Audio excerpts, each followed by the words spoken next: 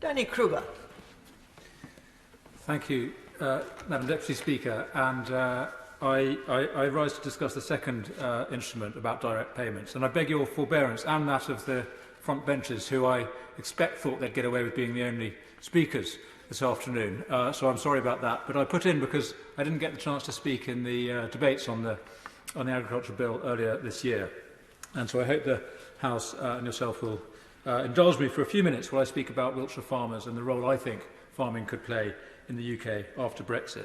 And I much enjoyed the Bill Committee, Madam Deputy Speaker, and especially the erudition and good humour of the two front benches. Now, my honourable friend the Minister and I have something in common, which is apparent in the public eye, both with some strong farming and food credentials and both with some suspicions about what the government is up to when it comes to agriculture. She denies it. And it is true to say, I don't think she had the pleasure of the experience that I did of a convoy of tractors driving through Banbury with, in protest at the Agriculture Bill with a huge placard on the front tractor saying, "Daddy knows best," which is what I had in Marlborough with a placard saying, "Mummy knows best." Now, of course, Mummy does know best, but she just didn't understand the question on that instance.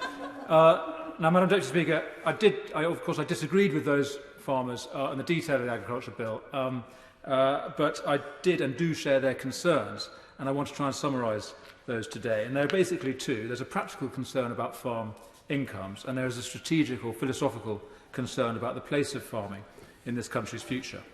So let me summarise the practical concern first.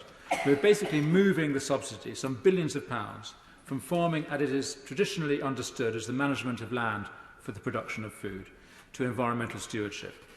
And the overall budget might be the same and individual farm incomes may be guaranteed for a few years, but this is a profound change in the business model of farming.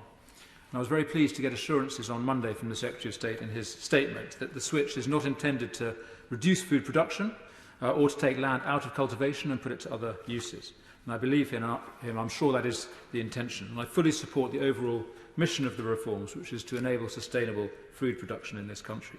But the design and details of the system are essential to make sure we do not inadvertently make people, against their best instincts, against the traditions of their own land, become unwilling environmental stewards rather than food producers.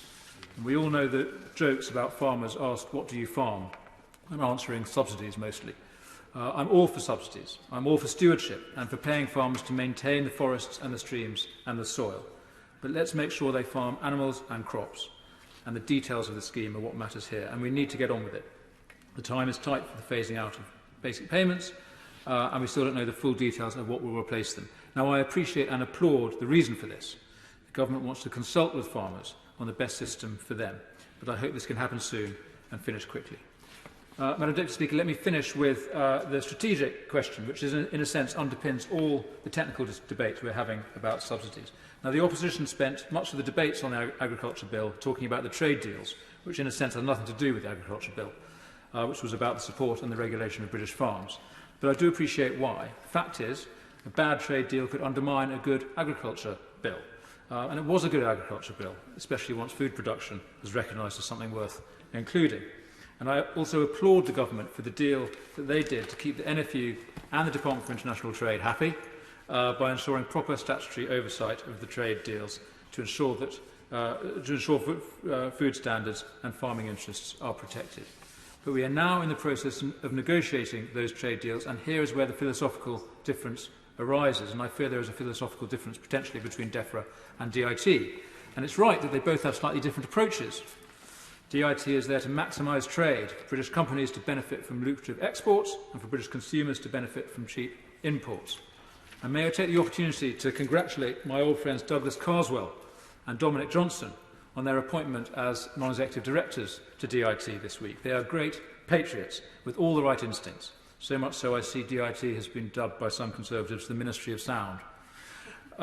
So I'm pleased about their appointments, but I'm not sure that Douglas Carswell or Dominic Johnson have ever so much as grown a tray of cress, let alone planted a carrot, or had anything to do with actual farming. So I want to wish all power to the Minister's elbow in the ongoing oversight that she will exercise over her colleagues in the trade deals that are being negotiated. We must not offshore our carbon emissions or our animal cruelty to other countries. We must not sell out our farmers. We must make a moral, a political decision to rely more on British food.